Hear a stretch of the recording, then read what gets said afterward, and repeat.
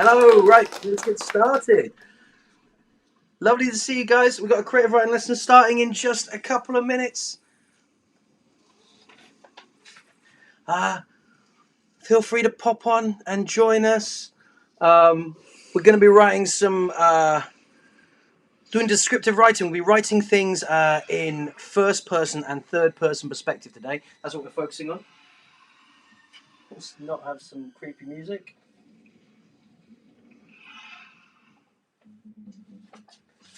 Cool. Okay, we're starting to get people on the stream. Nice to see you.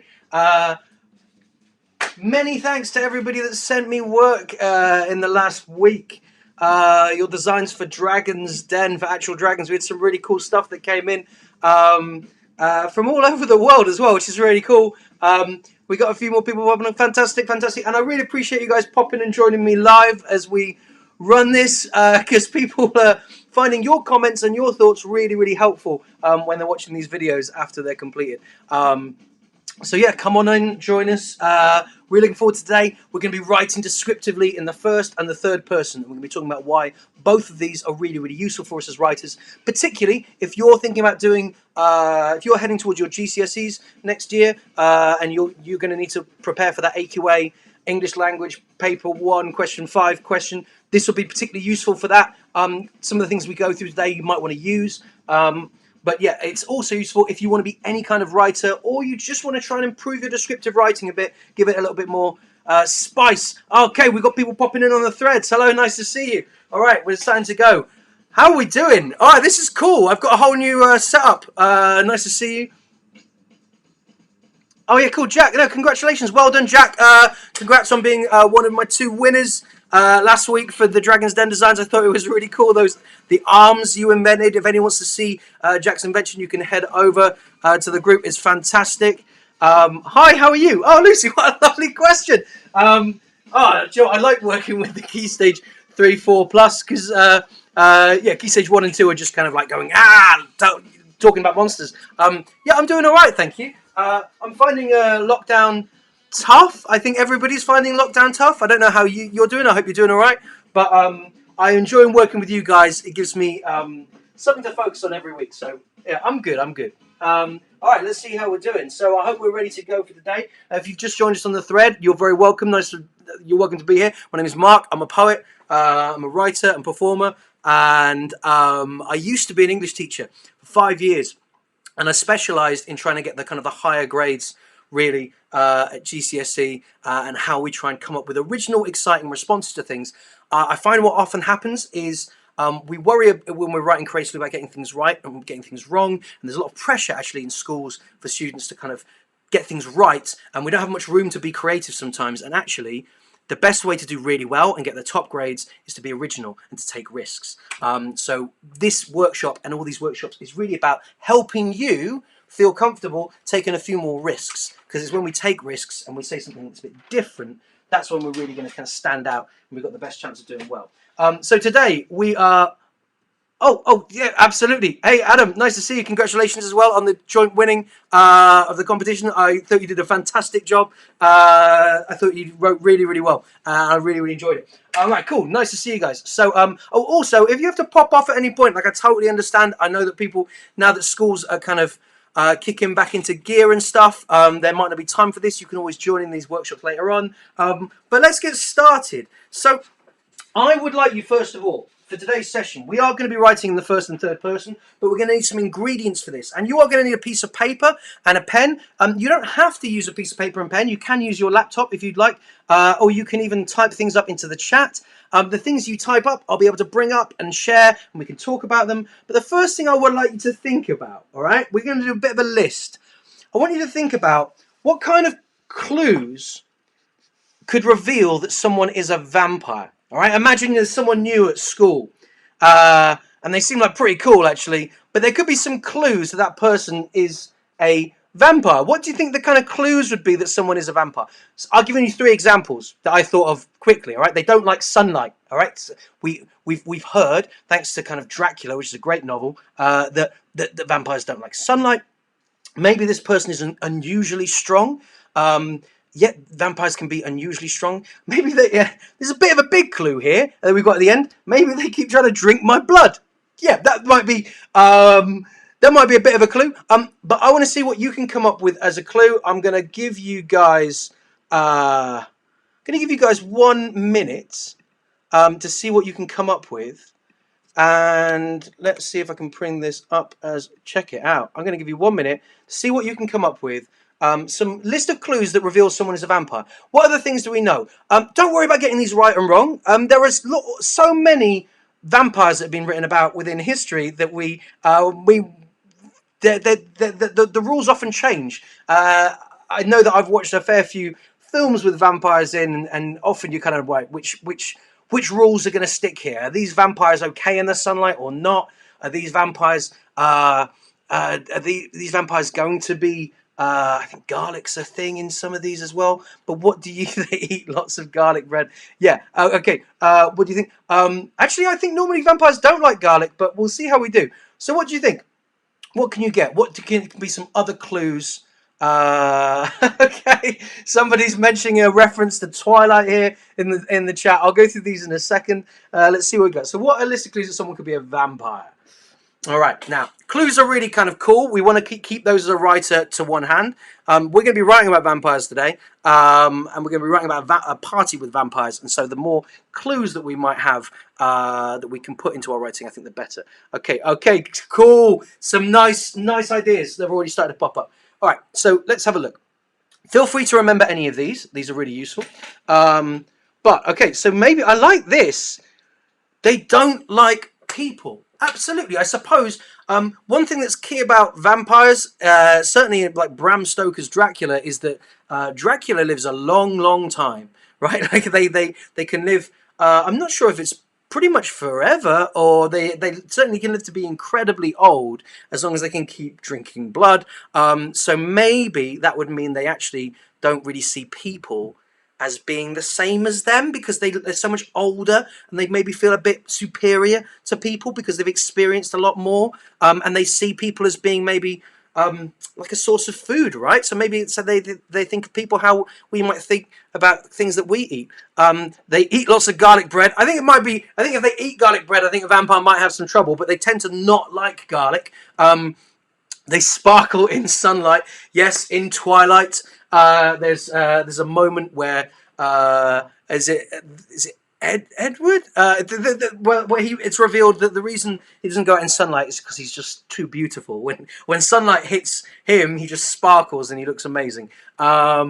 So I like this one a lot. Yeah, they don't have any mirrors in their house. Now, in Dracula, that is revealed within the novel that he doesn't have a reflection. The vampires don't have any kind of reflections, so they don't like to look at mirrors. Don't like to have mirrors around in the house because it would reveal what was going on. They reside within isolated places. Okay, absolutely. They may not want to live in like in a city suburban setting, and in fact, that would be kind of a cool, interesting idea for a story if they did. They have pointy teeth.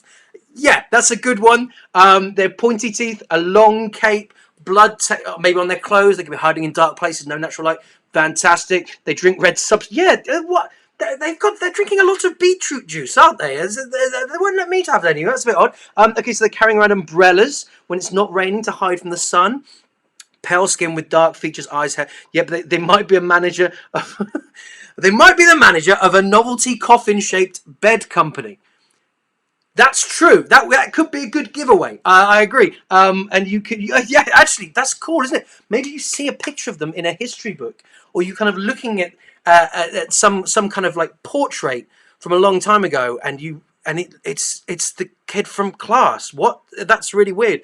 Feigning ignorance that his name is Ed. I thought it was Cullen. I wasn't certain. Yeah, right, it was. Yeah, I have actually read the first 2 books of the Twilight series.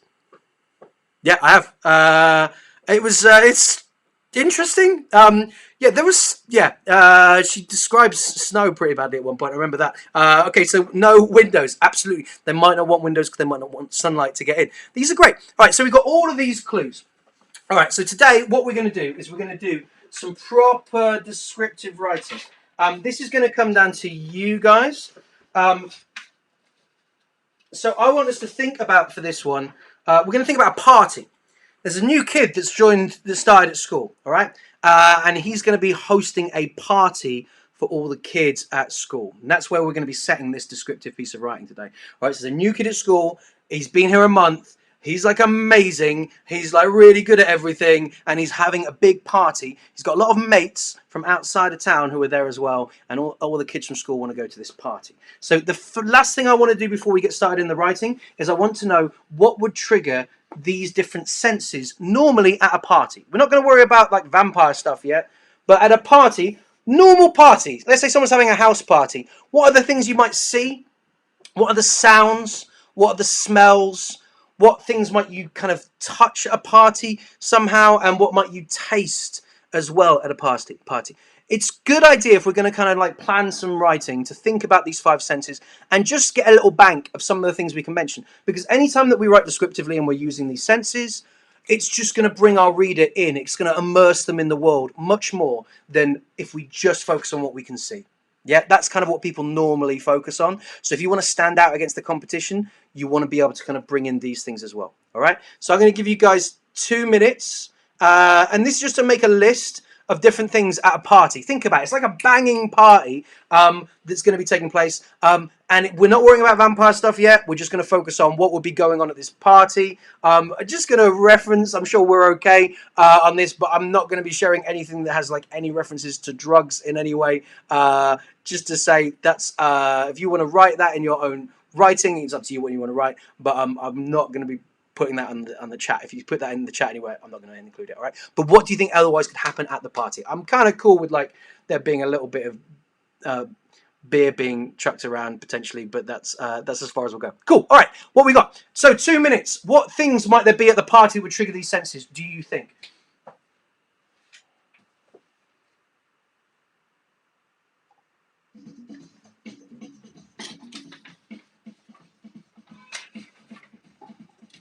Once we've got this, we're going to have all the components we need and we can get started. I'm really excited to see what you guys come up with.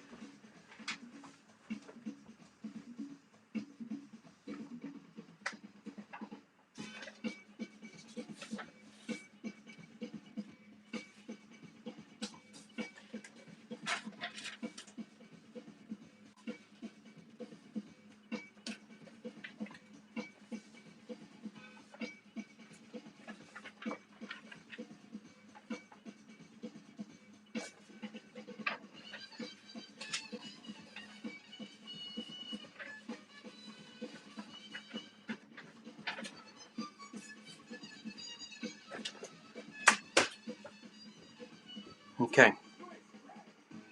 It's cool. The more bits and pieces we get, the more components we got. So when you're getting your descriptive writing done, you'll be sorted. I think whenever you're trying to write about a setting, if you've got the time, even in an exam, if you can think about these five senses, just get some ideas for those senses. Even you can note down on the side, on the margin, a couple of things you might taste or smell or hear. Get some of those things in nice and quick. It will really immerse the reader in what you're talking about. 30 seconds left, and then we're going to get stuck in. Guys, I'm really enjoying having you guys on board today. We've got some cool suggestions. Fantastic. Okay, we got about 12 seconds, 10 seconds left. All right, so we've got these things. I'm going to bring this away. Please feel free to finish the thing that you're talking about. We're going to have a little look at what we've got. Feel free as well to copy down any of these ideas. I do think, like, being a writer, it's okay to, like, yoink and nab different ideas. If they give you some inspiration, that's totally fine. You don't have to come up with everything yourself. So anything anyone mentions here is cool. We're all sharing ideas because we're kind of learning together. So you can see disco lights, music, banners and balloons. Absolutely. You might have all these kind of things. You might have ashtrays, cigarettes, alcohol, music. Is that all right? Yeah, I think that's the top limit of what I'm going to be cool with, but that's cool. That's fine. You have music, people dancing, party, food, and booze. All right, cool. We've got cake, music. We've got disco balls. We've got smell of food. Yeah, it's gonna be pretty cool. There's gonna be a dance floor going on. Foods, yes, drinks, snacks, balloons, confetti, music, dancing, disco lights. Yeah, all this kind of stuff. So you've got all these things. Now, you're going to have to think about how to make these things feel really immersive for someone coming into it. We're going to start off. I'm going to give you a task. All of these tasks today, I'm going to give you 3 minutes for. All right, and there's going to be 5 of them to go through in total. Oh, Claire, you okay? Hopefully you're okay. We got a what happened. I hope I didn't cut out or anything. We should still be okay. It's still broadcasting, I think. All right, cool. So here's the challenge. This is the idea that we're going to go with today. So there is a new kid in school, very popular, called Demetrius. Okay, so that's our character. He's a new kid in school. He's incredibly popular. Perhaps he's like involved in some kind of sporting activity that is going to make him popular. Perhaps he's like got some kind of like skills. Connection keeps dropping. Okay, I'm hoping. Let me just check. I can probably, if I cut this and this and this, it might improve it. Keep freezing up. All right, hang on a sec.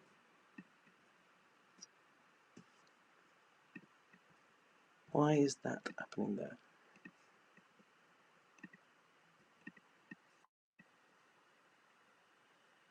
Keeps sticking. Okay. All right, guys. Let me just check. 1 second. Just give me 10 seconds. I think I can get this sorted out.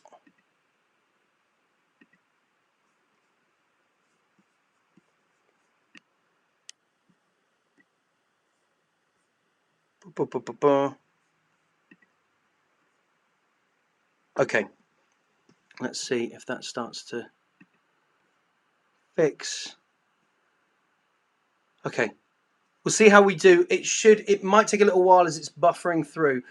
So here's the challenge. If it's okay, just type okay and let me know that it's fixing up, and we'll see how we go. So there is a new kid in school, very popular, called Demetrius. He's been here for a month, and everyone loves him. He's holding a party at his house, the old Gardner estate. He and his friends are actually vampires. Now, here's the old Gardner estate, so you can see what it looks like. Okay, there's some coloured lights shining out the windows. Fantastic, got coloured lights shining out. There's music that's playing. What kind of music are we playing? But at this party, there's this guy, Demetrius. He's got some friends from out of town that are actually vampires, and he's holding a massive party. Everybody wants to go to this party. I want you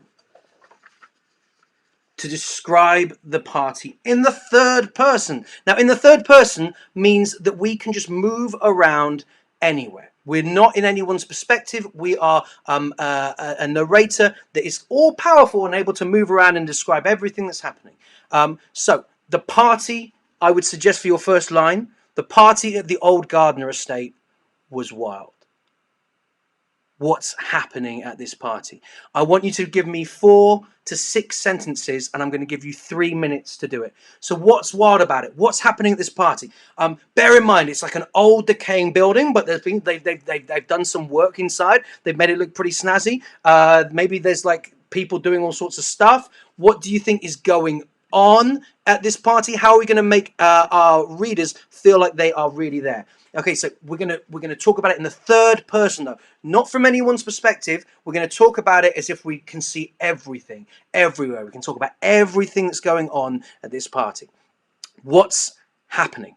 That's your first suggested line. You can start with anything you like, but I would start with the line, the party at the old Gardner estate was wild. And how could you show me that now in 4 to 6 sentences? Off you go.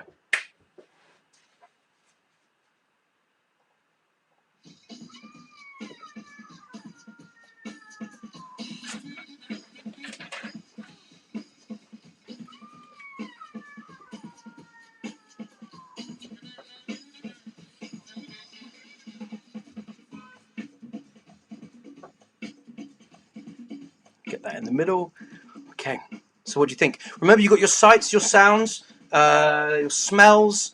See if you can get these things in. If you're stuck, a simile, a metaphor is really tasty. That really always impresses an examiner as well if they're reading in the first few lines. But what can you show me? What can you show me with those senses that this estate is really kind of kicking off? Perhaps there's something that's you've already mentioned that might flag some of our senses. It might be a clue that there's some vampires here at this party, but you don't have to worry about that yet. I just want to feel the party really kicking off.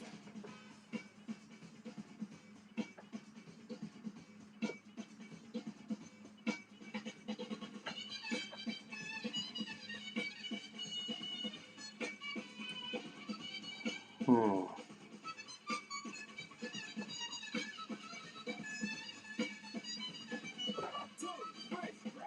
Remember, 3 minutes isn't very long. We don't need to worry about getting things right or wrong. I'm not concerned about that. What we're doing is we're just going to see what the first thing is we can get into our heads, put it down. We're going to then see how it sounds as we keep working through and editing.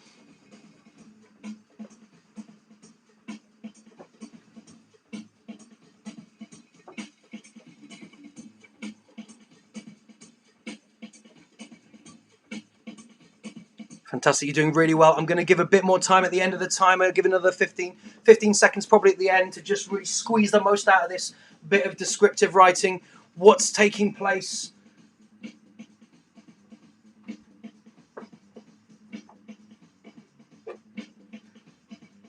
Perhaps there's some way you can use shorter sentences for an impact, or you can try and change up your punctuation somehow.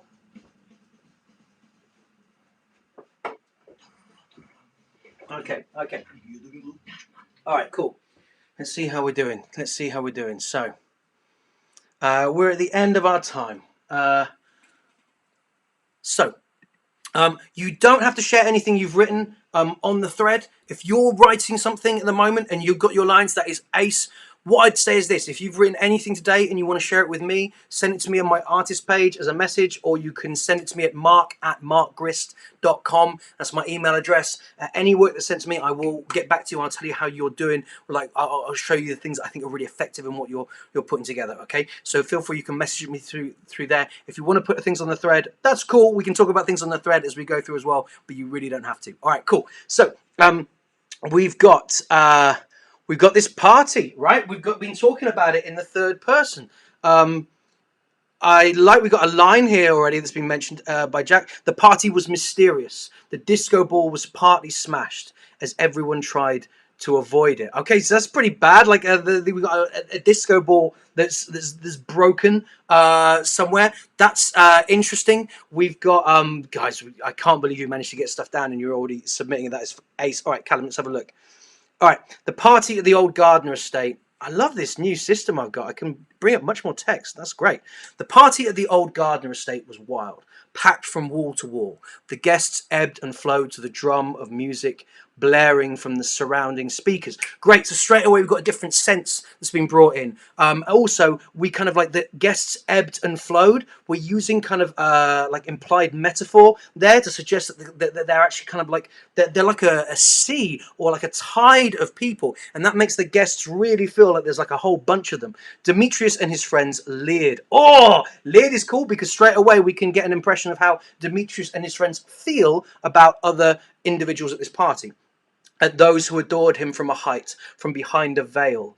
Oh, from behind a veil, I like as well. So that's like a curtain to try and maybe keep out any kind of sunlight or to kind of make it so people can't see him too clearly. A look of glee flashed across his reddening eyes. Callum, I love it. That's ace. All right, let's have a look at another. The party at the Gardner estate was wild. The lights were vivid and blaring. Lovely. The lights blaring is kind of cool because blaring is a word I associate with sounds. So by using it for lights, it makes the lights sound brighter and more overwhelming. The food scent hazed through the air. That's a cool way of putting it. Some people were giddy and slightly tipsy after a few too many beers. The others were raving on the dance floor like Mick Jagger. Okay, great. I like it. I almost want a line like describing the shapes that they're pulling with their bodies. Also, you could do something kind of cool where you could like they almost look like deer or like on the dance floor, or like maybe some kind of prey somehow. Could be a pretty cool way of extending that. I like it a lot though. Ophelia, hey, nice to see you, Ophelia. All right, so let's have a look. The party at the old Gardner estate was wild. As you walk up, you can see the curtains are closed. You could hear the music blaring from the streets away. The table inside is littered with party snacks and some strong-smelling red punch. I like it a lot. I think, interestingly, you're using the word you, and we actually associate you with something called the second person, which is kind of where we write the whole perspective of the piece as if it's you. Choose your own adventure stories. Use you all the time as you are on adventure. What will you do? Will you open the door? Will you creep through? Will you knock the goblin on the head with the hammer? Things like that. Whenever we use the word you, we're kind of moving into the second person perspective, which is cool. You can do it absolutely in the text, but best to like always like be aware that that's something that you're doing when you're doing it. So that's cool. All right, Ophelia, I love it. I love that you got the music suggested in. I like that the table inside is littered with party snacks. I feel like that means that suggests they didn't really care too much about them as well. That suggests a kind of like high status, like they're not too bothered about what people think. The word littered, some strong smelling red punch, I think is great as well, because you've got another sense that's been included. All right, cool. So this is writing in the third person, and you guys are great at it. On the whole, it's what we're used to doing.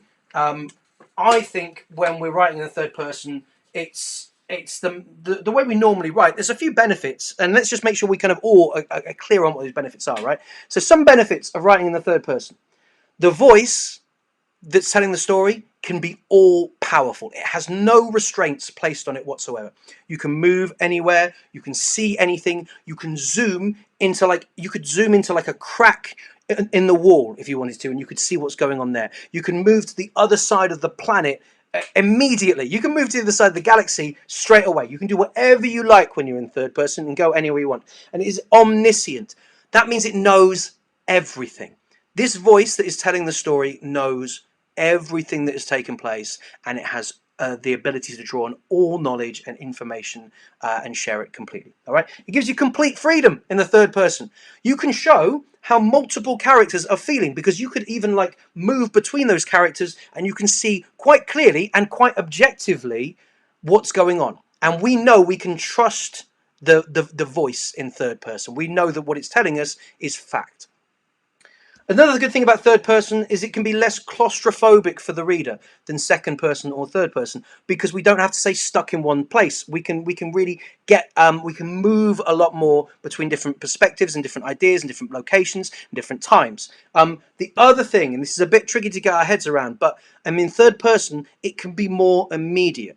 The reason I say this is if we're writing from the perspective of a character, if we're writing in first person, so we're looking at things through one person's eyes, you've got to ask, when was it written then? When is that voice based? Is that voice coming to us from, like, are they looking back on an experience? Is this someone who's already experienced everything and they're telling us what happened in the past? Quite often that's the case. And so whenever we're getting the information from someone in first person, from their perspective, it's kind of like we're getting a retelling of it later on, whereas when we're in third person, it's happening right now. All right, cool. So that's the benefits of third person. First person, which is what we're going to move on to, is when we look from one person's perspective. We use words like I and my. All right, you get to gain particular connection with a particular character when we write in first person. It's great because it builds sympathy in the reader and a strong connection with that character, because we are kind of trapped with that character experiencing what they're experiencing, and we see how they feel about things and what's going through their heads. What's really cool about it, and why I like first person narrator, is the voice becomes inconsistent. Okay, so you're going to get a perspective, and that means that, for example, this character might think they're great, right? They might talk about themselves like they're amazing, but actually, as a reader, we're not convinced they are great. We don't think they're necessarily a good person, maybe. Or they might think someone else is good, and we might realize that they're wrong about that. Or they might be worried about things that aren't important. Or they might have all these things that they're thinking about that we disagree with as a reader. And that gives a really nice texture to the writing. It's helpful in creating dramatic irony. Now, dramatic irony is really, really cool. It's really important for writers. It means that we understand something as a reader or as an audience that the characters don't understand. It happens all the way in soap operas, all the time in soap operas. You know, often what will happen is someone will go like, oh, everything's so great right now. I'm so happy with my family here. And we all know, because we've seen a scene, that actually someone at the family has done something bad they don't know about. And so actually the dramatic irony is that we know something and this character hasn't worked it out. Oh no, when are they going to find out? And that's really how soap operas are kind of held together, by all this dramatic irony, as we're kind of waiting for this explosion, this truth that we know, but a character doesn't. So what we're going to try and do is we're going to try and write our own pieces in first person narration. This is your challenge. Okay, so someone is going to enter the party.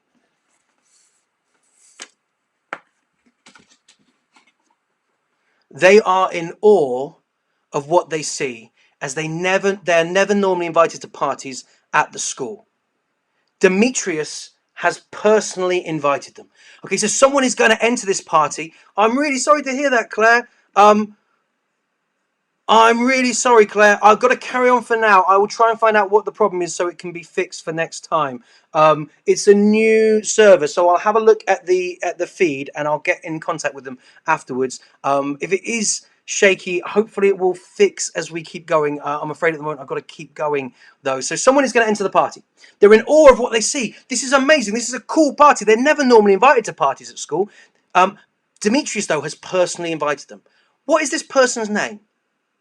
Do they have a defining feature? Often if we're going to try and describe someone, maybe there's some part of their body, like, who knows? What are they wearing though? What's this person wearing as they come to the party? Have they made a real effort for this party if they're really excited? Did they bring anything with them to the party? What would they have brought with them? Like, how are they feeling? How will we find out how nervous and awkward they are? You've got to come up with the name of this person. If you're stuck, just think of a quick and simple name for a male or female character, or whatever you would like. I do not mind at all, but choose a name for this character. What do they look like? What are they wearing? They're getting into the party, the cool party. They're so excited. I want you to write me 4 to 6 lines showing their entrance and how they look through the party, but I want you to write it from their perspective.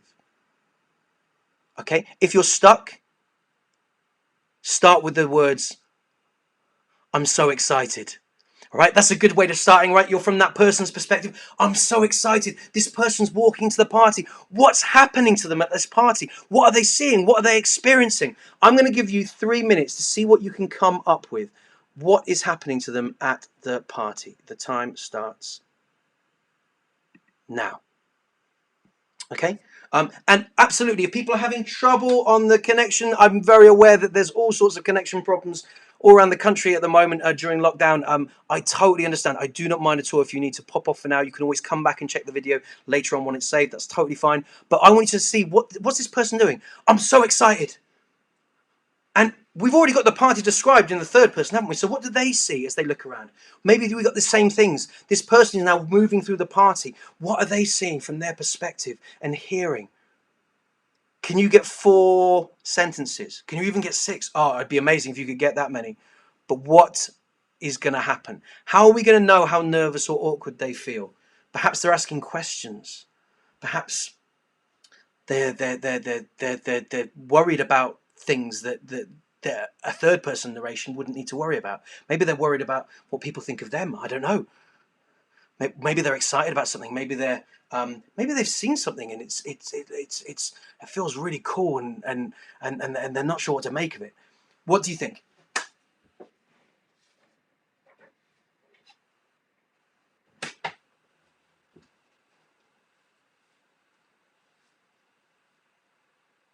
Okay, doing really well. We're doing really well. I'll put some music on.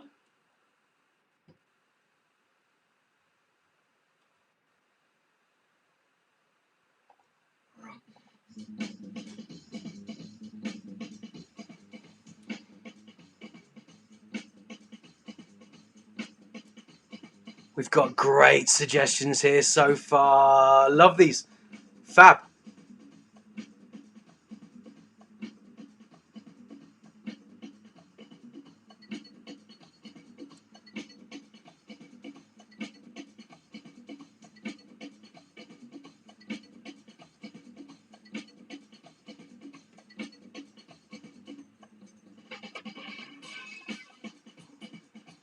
So, this person, what's happening? Perhaps they do something that brings too much attention to themselves and they feel really embarrassed. I don't know. Perhaps. Brilliant. Maybe they could ask themselves questions. just to check how because they feel quite nervous. How are we going to show that they feel quite nervous? Um, Wearing casual clothes. I bring my phone. If anyone, yeah, fantastic, cool. These are really good.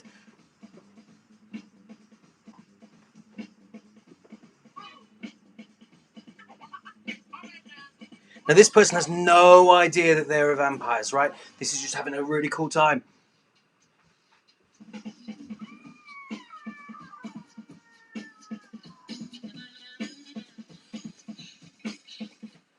Okay, right, we'll stop there. Now, if you want to bring the sentence you're on to an end, that's great. Now, I would say if you've only got 2 sentences or 3 sentences, that's totally fine. That's kind of what I was expecting. It takes a bit of time at first to start thinking about our ideas and to see what we can get put down. But we've started to get our character moving into the space.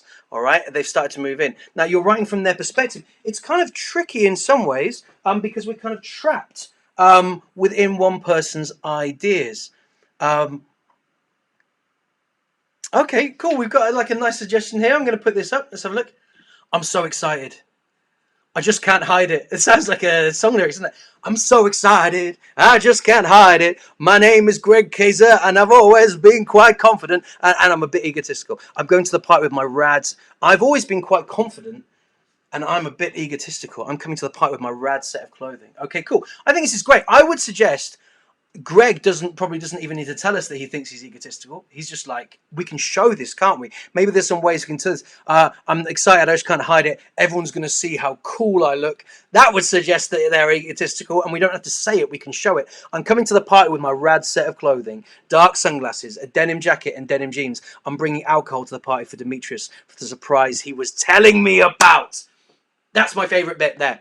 I'm bringing alcohol to the party for Demetrius for the surprise he was telling me about, because as a reader, I know these are vampires. This character does not know that they're vampires, and as a reader, I already know, or I suspect that these are vampires. And so this character doesn't realize we've got this dramatic irony here if we have this situation where I'm kind of quite excited to see what happens next, because I know that they don't realize what's going on. So you've got your character who's arriving at the party. Oh, we got another piece here from Ophelia. Let's have a look. So we've got, I'm so excited to be personally invited to Demetrius' party, but I can't show it since it wouldn't be cool. All right, great. So we've got, you've showing me that this person is worried about fitting in, about not people not thinking they're all right. The doors open and I strut in. All eyes turn to me and I smile. I can feel someone's eyes burning into the back of my head. Oh, nice. I like it. That's really, really, really. You've got a sense of touch that you managed to put into a first person narration. That's really cool. I slowly turn around, fiddling with my locket. Demetrius is staring at me, smiling at me. Oh, fantastic. That's great. I like smiling at me. It's such a short sentence. And there's so much sinister motive within there, isn't there? If we know that Demetrius is a vampire, we've suddenly got this exciting sense of dramatic irony. This person does not realize what was going on. These are great. I was so excited. There were so many smells I wanted to follow. There was plenty of time to do it, as I was 6, and I wouldn't end while was wearing 13, the unlucky number. I was wearing a fancy dress costume, as that was the theme of the party. I was dressed as a pirate. My friends were all dressed as awesome looking vampires. They looked so realistic. Oh no, are they actually the vampires? And they haven't realised. There's some cool dramatic irony there. I like it. I like this. Okay, sucking in a deep breath. Cool. Straight away you get, I know that you're nervous, right? You haven't told me you're nervous. You've shown me that straight away. Sucking in a deep breath. I raise my hand to rap on the door. It opens. Nice short sentence for impact. Anticipating somebody rushing out, I'm struck by the euphoria that pours out. Weaving my way through the crowd, I become aware that I may appear invisible to those brushing against me as they rise and fall to the ungodly sounds that disengage me from my senses. Right, so straight away, you had some really cool music playing, Callum, and now, through this person's perspective, we have an unreliable representation of the music, right? Because they don't like it, or they find it a bit much. Yet the confusion of sounds and smells cannot distract me from feeling like I'm being watched, observed even. I peer around and then up. Fantastic. All right, these are great. Every single thing you guys have written is cool because you all started to kind of suggest some dramatic irony. And we're starting to feel like we're in this person's kind of shoes, right, as we're kind of following them. Okay, so here's the next stage. Your character is going to keep exploring. We're going to stay in the first person. All right. We're going to keep seeing things from their perspective. They are going to see something now that hints that these are vampires, but won't understand what it means. What could be a clue? It could be, I would suggest don't go with like them actually eating someone. That might be a bit much. Perhaps of your ideas, your clues, perhaps choose something that is more subtle. That perhaps they also see Demetrius. Someone has already got, a couple of people have got them mentioning Demetrius. Absolutely. If you want to focus on Demetrius instead of the other thing, maybe Demetrius is doing something. I don't know. What do you think? What will they experience? How will they brush it off? Right? So they need to not realize, but we need to realize something is up. All right? How will they describe Demetrius? Do we disagree about how they see Demetrius? Perhaps they think Demetrius is pretty sound, right? Or pretty cool. And we might be thinking, no, this guy's bad news. What will they be thinking about at this point? Are they thinking about things that are the same as the reader? Maybe they're not, right? And maybe the reader's thinking about different stuff. If we can have these different questions going on in the reader, it makes our narrator much more exciting because we've got all this tension building within us. All right, so 3 minutes to see what you can come up with. Once you've done this, you are over halfway through the writing for the session. Well done. All right, 3 minutes. What's going to happen? See what you can come up with. All right, what are they going to experience? How will they not think it's a problem, but we are going to know that there definitely could be a problem? How will they describe Demetrius? Are we going to have a different kind of view about this? And what will they be thinking about? And are we potentially going to be thinking different things than the narrator? If we can have these things going on, we've got a really exciting first person narration. All right, see how we do. Cool.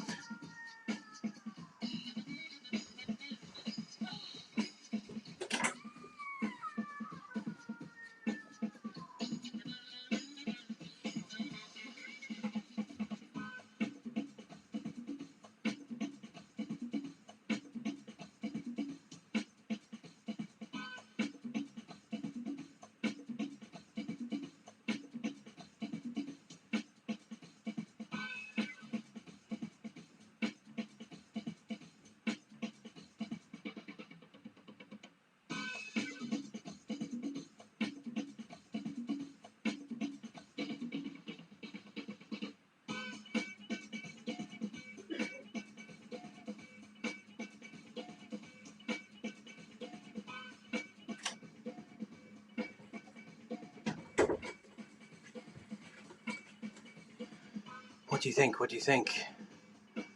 These are so good so far. What you're coming up with is already really exciting. We're just starting to really exploit that first person narration to make it worthwhile. But remember, these are the reasons that we have first person. I think inconsistent narration is really, really exciting and enjoyable for us to read.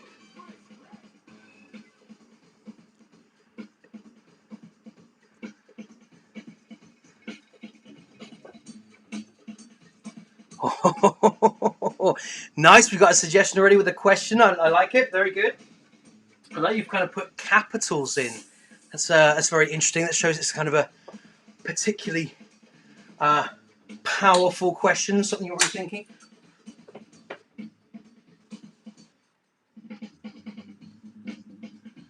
Fantastic. We'll see how we do. We'll see how we do. Remember, it's not about how much we write. That doesn't matter. That doesn't matter. We're just going to see what we can come up with. It's about the ideas. If you're stuck, good things in first-person narration, questions can be really effective, actually. Short questions and then answering them yourself can be quite interesting.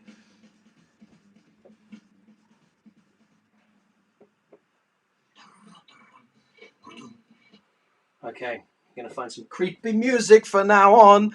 Okay, so we got our time is up. Finish the sentence that you're on.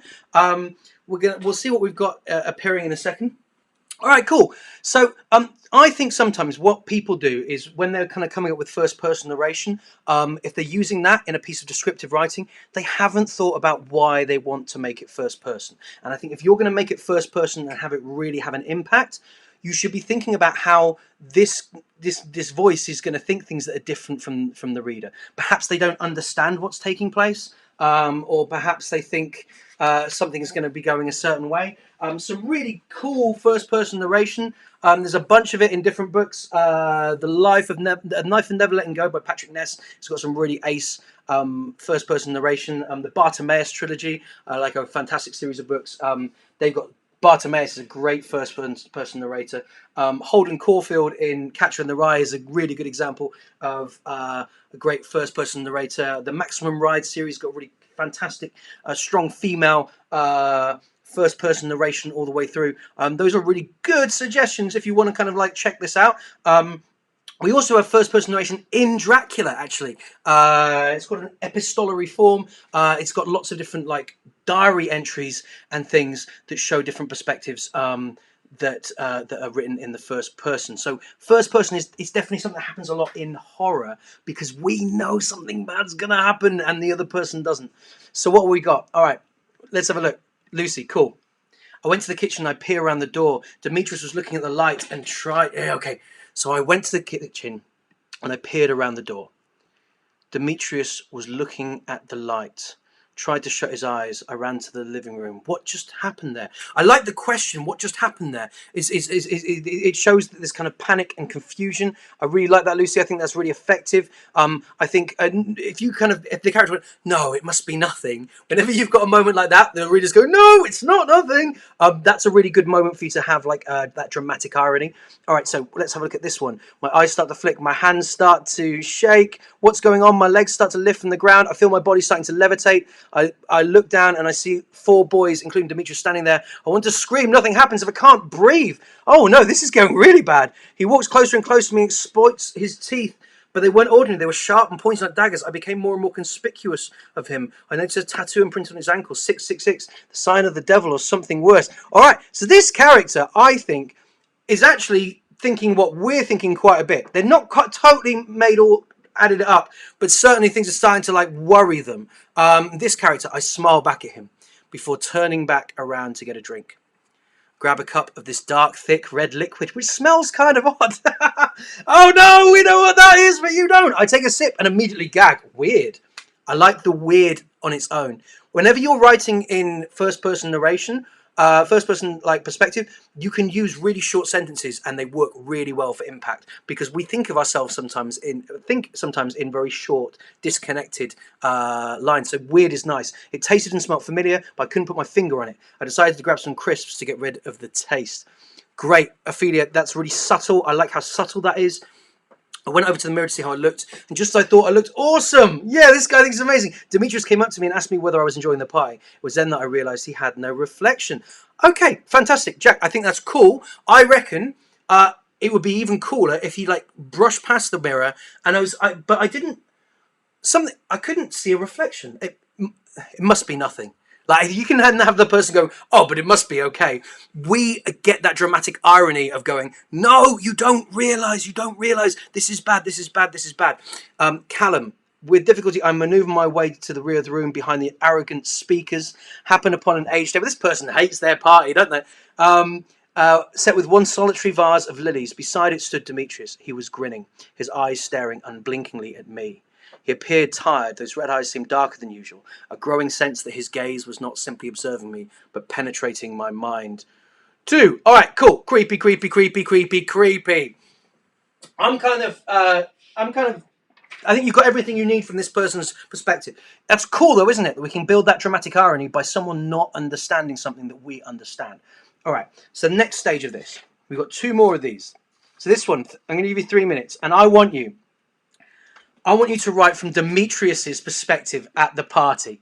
All right? Yeah, forget these humans. We're going to now write from the perspective of a vampire. Demetrius is, let's say, 200 years old. He's been around for a long time. He's a lot older than he looks.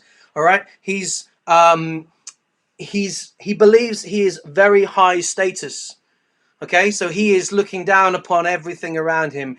He looks down upon humans at the party, and he and his friends are growing hungry. How will you raise the tension for the reader? Now, you can either write from the other character appearing, from Demetrius's perspective, or you continue this story from where it is at the moment, from Demetrius's perspective, exactly where you finished the last stage. So that's your two choices, all right? You choose. Either you're going to start from as this other character started their narration, you're going to show things from Demetrius's perspective, showing the same series of events, or you can carry on from where you are at the moment. But I want to feel the difference in tone. I want to hear Demetrius's perspective on this. I think, do you know what? I'm actually going to give you 4 minutes because I think we should have a little bit more time on this to get this, to see how we do. All right. So 4 minutes from Demetrius's perspective at the party. This vampire, he knows the other vampires by name. He wouldn't need to kind of reference them by that. He can see very clearly. He knows what's going on. He knows exactly what's going on. But, and this is why it's kind of cool, we can change the status and the tone of this voice because he believes that he is very important. What's he doing? What's his plan? What's going on? Off we go.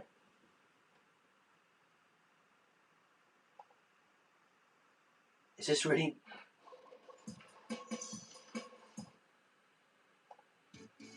I'm not going to put that on. She doesn't want to put on. Do you know what? I'm just going to put on this one. All right. Party's kicking off. What's Demetrius doing?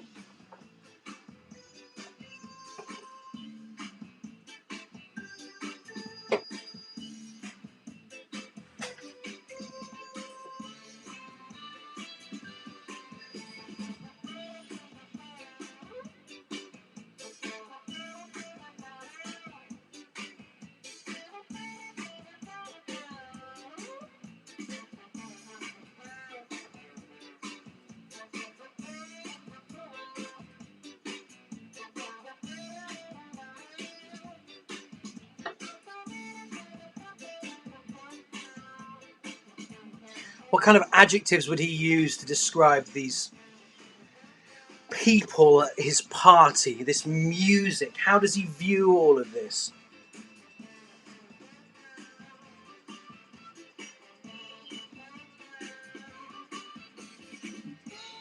Is there anything he's worried about? Perhaps there is. Perhaps there's something he's not sure about. Perhaps...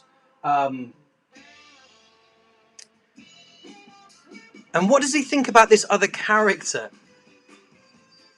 Because this other character thinks Demetrius is pretty awesome, right? What does he think of them?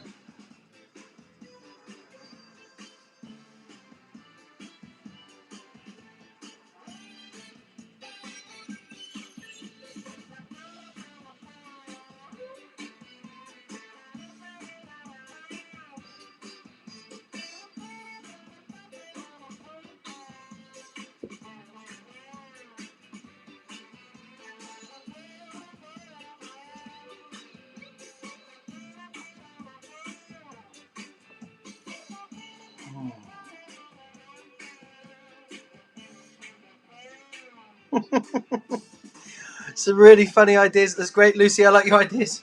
All these people are weirdos.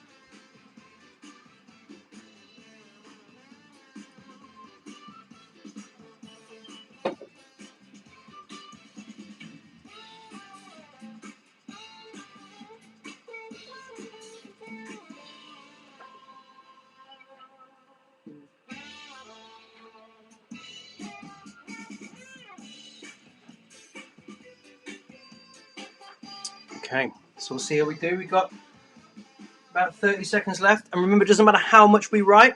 I'm really happy if it's just kind of 3 or 4 sentences. That's amazing. You're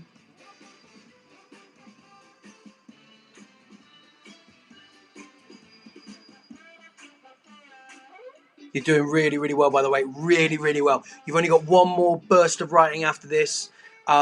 Remember, it's not about being perfect. We're using this to kind of like develop and think about our skills. Think about how we can use a first-person perspective well to write something that's engaging and immersive. It's limiting in some ways a third-person narration. If we get first person, because we're in first person, we're trapped within one individual, right? We don't have a lot of things that we can use in third person, so it's quite tricky in some respects. But if we can create a character that has a strong opinion about things, and also like that is in some ways that we disagree with, whether we know things that they don't know or whether we don't like. Sometimes if we don't like them, or they think that they're really important and we don't feel that about them, it's really, really exciting to be on that journey, and there's a lot of tension there for the reader as we kind of follow them through. I'm just going to mention Lucy's statement. These people are weirdos. Absolutely. I totally agree. At the pie, that was probably how a vampire would view all of these. They've been around for 200 years. So all the other around me, like I was prey. Their eyes glare at me with intention. My lips begin to tremble. Why did I come here? They all smile, showing that, oh, this is still from the perspective of the other person. Biting like I was dinner. There were these things like gathered my knowledge from those horror films and I leant towards the curtains and opened them. Okay, cool. So this character, okay, we're not seeing from his perspective. We're seeing it from the same character as before. That's cool. So you're carrying on that journey. That's totally fine. I'm really happy with that. Okay. Okay, I like this. Short sentences in first-person narration, I think, can often suggest power and strength. Okay, where there's no wasted words. The less umming and ahhing there is, the more powerful and the character feels. She fell for it. She came. She acknowledges me with a smile. When she goes to grab a drink, I follow her, careful not to be seen. I watched her reaction as she tried the punch. I love that you put that in there. The punch, absolutely. We know exactly what you mean. We're on board with it. I stifle a laugh. Never have I given a human so much attention. Not that she'll be human for long. Oh, absolutely. I love it. That feels very sinister. They're very tightly controlled writing. Yeah, that's we know everything's going on. Now, we don't have the same level of dramatic irony, right? We don't know a lot of information this character doesn't know. But what we do feel is we don't necessarily agree with the intentions of the character and we don't feel on board with it. And so that creates a tension and that makes it really like we don't like them, but we really want to see where it goes and we're worried for the other character. All right. Demetrius announced it was time to dance. This was the final event in the pie, so I knew it was coming to an end. Okay, we're still going from the perspective of the person who's in the pie. We had so much fun as we danced. We heard the clock strike the 13th hour. Before I could blink, Demetrius pressed a button, making everyone stick to the floor. Everyone but Demetrius and his friends was there. Then everyone suddenly realized it was no longer a party. It was a trap. Okay, yeah, good. Let's go back to one that's from Demetrius's perspective. Here we go. I gesture. She sits. Great. Straight away thinking about these short sentences for impact. Such scents that rise and drift from the table of human cuisine. I like that you're calling it human cuisine because, of course, this is not what the vampire would eat. It's probably what he would say, or impeded by the blossoming aroma she adorns. Oh, fanciful language that suggests a character thinks quite a lot of themselves. She glances towards me and I smile. Inhaling, I glean a scent of apprehension from her. Without so much as a scuffle, I am joined by my lifelong friends. One by one, I hear their deep, gasping breaths. Standing, I offer her my hand. Yeah, I mean, absolutely. We're really, really stressed. We're really worried about what's going to take place. Callum, knocking it out of the park today, I think. Fantastic. These people wander around the room, no clear intentions in sight. They tend to be insignificant. Yes, insignificant. Good word. Longer word suggests a character that thinks a lot of themselves. No matter. That's not why they're here. Like grain. Oh, we got a simile. Like grain of sand on a beach. They would soon be no longer. Okay, great. So we're following this great character as we're going through. I think Jack and Chris. I like. It's not Chris, is it? It's oh, sorry, it's Adam.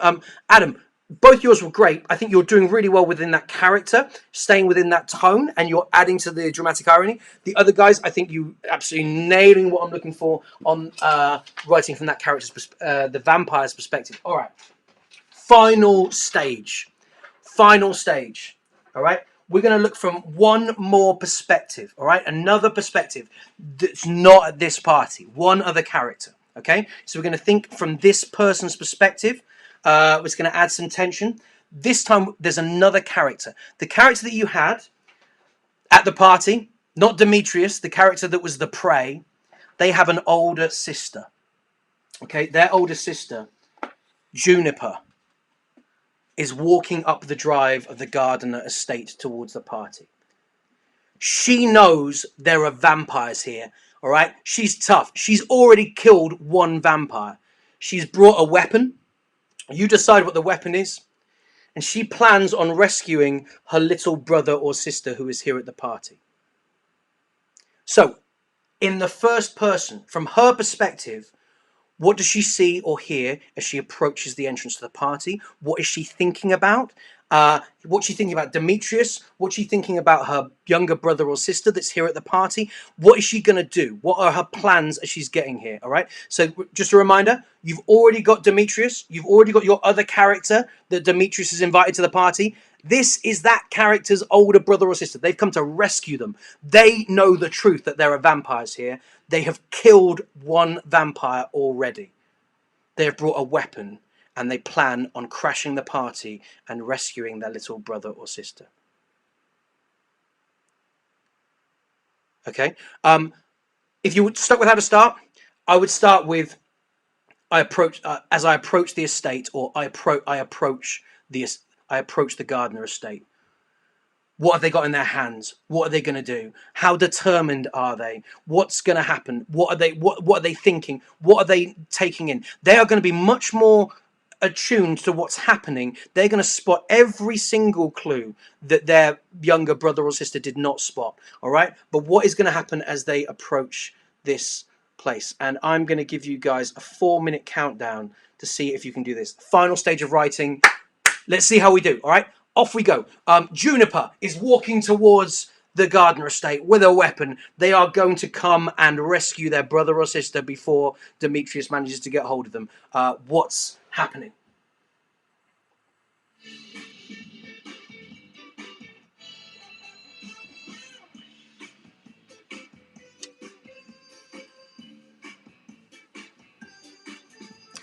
This is fantastic. We're writing from lots of different perspectives, which is great. What do they hear from the outside? How do they approach? Are they concerned about making noise? Do they want to be quiet? Are they already thinking in their head what they're going to do as they get in? Do they get in through the door? What happens? What's the first thing they see? Perhaps they see this taking place.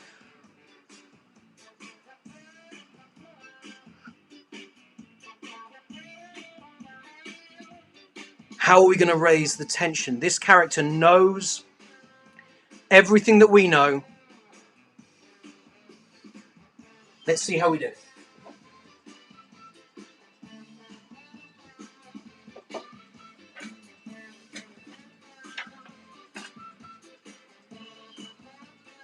How do they look as well? Have they got any problems? Maybe they're hurt from the fight they had with a vampire already.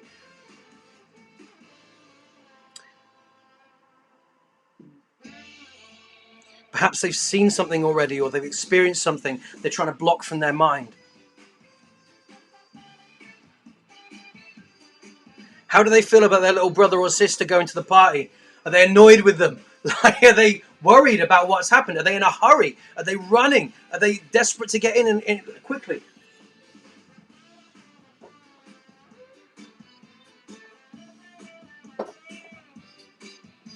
Just to say, if you get to the end of this one, you've worked really hard today. I'm really impressed.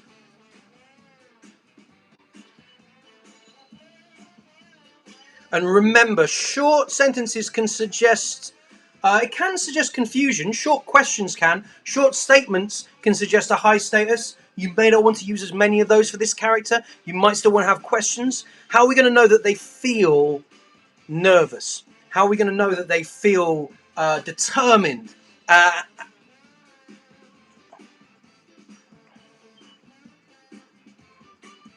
Oh, I love it. I smashed the door, someone's already said.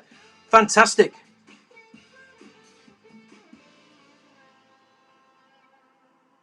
Brilliant. And remember, you've got all your sights, sounds, things. Maybe zoom in on something in their hand. Show us what they've got with them. It's a really good idea. It helps us foreshadow later events. If we can like flag a weapon or an item, it means that we can like bring that out later on in the story, and the reader is prepared for it because we foreshadowed it in their hands. Okay, Lucy is kicking off in yours. Brilliant. Fantastic. I like it. Oh, it's getting tense. Okay, we've got about 30 seconds left. 30 seconds is the last bit of writing for the day. Well done, everybody. As we keep powering through, if you finished already, have a look at what you put down. Often good to have a look back and see, like, did we use a range of punctuation? It's not essential, but it's something to always think of. And is there some way that we can think about kind of like changing up the punctuation somehow to give a bit more variety?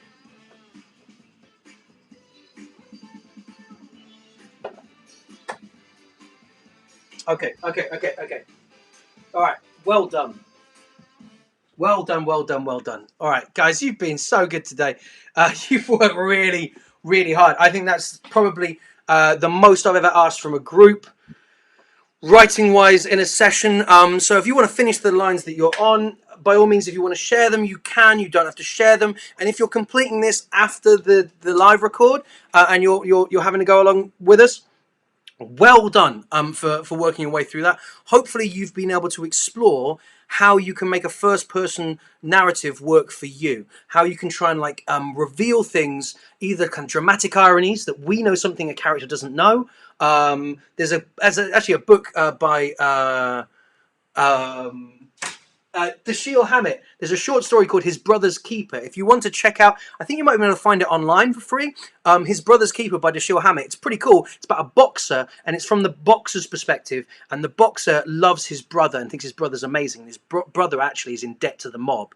And as this boxer, his brother is trying to make him lose a fight to pay off his gambling debts, and the boxer doesn't realize this. He's a really sweet, lovely guy, and he just wants to help his brother all the way through, and he admires him. And we know, as we're reading the story, his brother's bad news. He's really, really dodgy, and he knows that we know that he's asking him to throw the fight and to mess the fight up.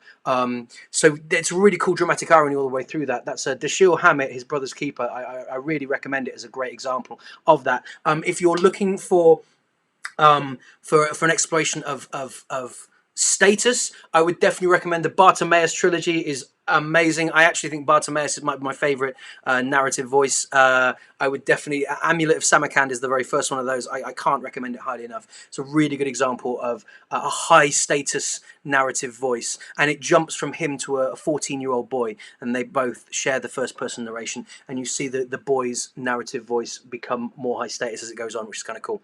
All right, so let's have a look. All right, that's my spiel for things you can read at the moment. So we got loads. Oh, cool. All right. So Iris, I'm going to Iris. Oh, I've read yours from before. All right. As I approach the estate, I can see everyone throwing food. I can see people blinded. I can see everyone throwing food. I can see people blinded. No reflection of the mirror. There was a vampire. I was armed. And now I need to save my sister. I smashed the door. I love this, Lucy. I think it's great. I would suggest that, like, there was a vampire. I was armed. Now I need to save my sister. Those are my favourite 3 sentences. They're very short and compact, and I think that they show like how serious your character is. I had a gun. Now I want to save my sister, so I shot all the vampires and ran out of the house. One vampire was still alive. Okay, Lucy, you've gone like really fast-paced action. I think you would like Dashiell Hammett a lot. This is great. I would suggest if you wanted to kind of take this further, I would just to slow down. I had a gun. I looked at it. Describe that gun. How can you make the gun sound powerful, but also maybe not, like maybe you've only got a couple of bullets, right? Or maybe there's like it's broken or faulty. You don't even know if it works. If you can find a way of making that gun, you know, not perfect, and really describe and drill into it, it will add tension in the reader as we go, oh, I don't know if this is going to work or not. Because we're connected with this narrative voice, we want them to be okay, and that would add to it. But Lucy, I love it. I think all your components are there. My only weapon was sunlight, a natural resource. I opened the curtains, but nothing happened. It was ineffective. What will I do? What will I do? Samantha looked with intent. She knew this was a hive for danger, a lurking household of evil. Nice! She was determined, and why not better to play her favourite song while doing so? Her goal was to find her sister. All-star plays. Okay, cool. She runs and hears screaming from the basement. She charges them with a club scented with garlic. One strike, that's all it had taken to end the 4 of them.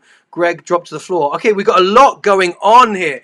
Chris, this is fantastic. I think this might be something you could expand out over several paragraphs, really zoom into each moment as it kind of builds up. But I think as far as like action, it's wall to wall action, Chris. That's really cool.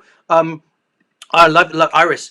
I swiftly approached the estate. Nice weapon in my hand and music blaring at the mansion. I like it. I would zoom in on the weapon, but otherwise I think that's great to hide that would be the true slaughter that would soon be happening if I'm not too late already. I like if I'm not too late already. That raises tension, doesn't it? Because it reminds the reader. It goes, oh, maybe they could be too late, and that's a really, really effective thing you can do with the voice to raise that tension.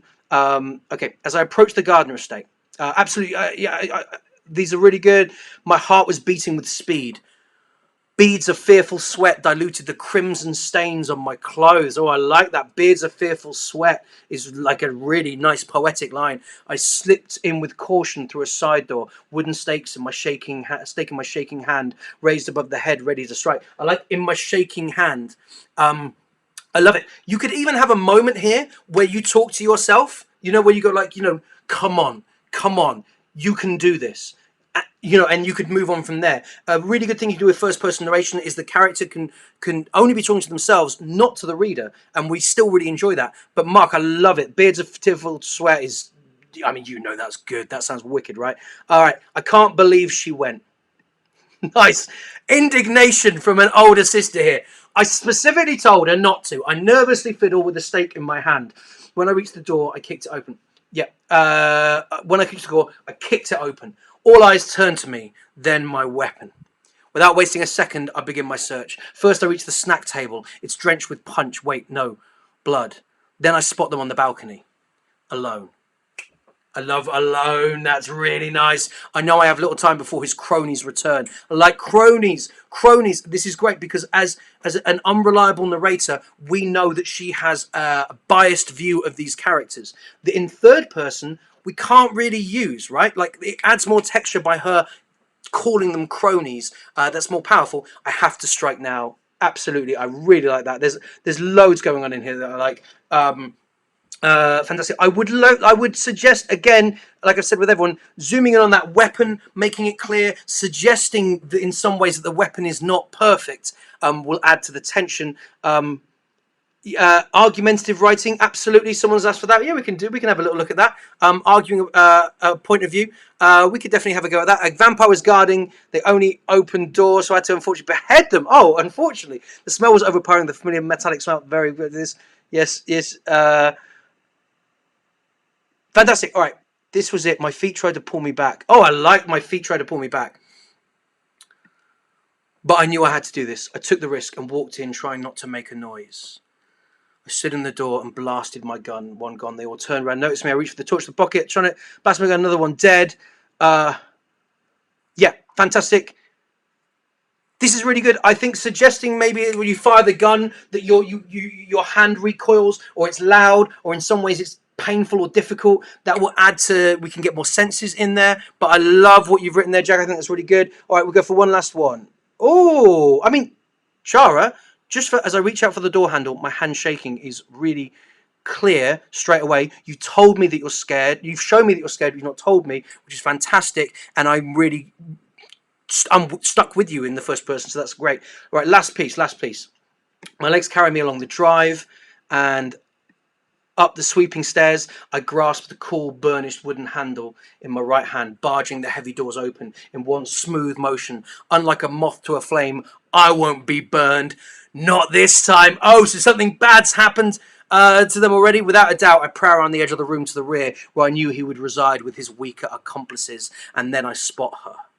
She slowly rises from her chair as the devilish grin turns around to find me. His white teeth disappear behind pursed lips.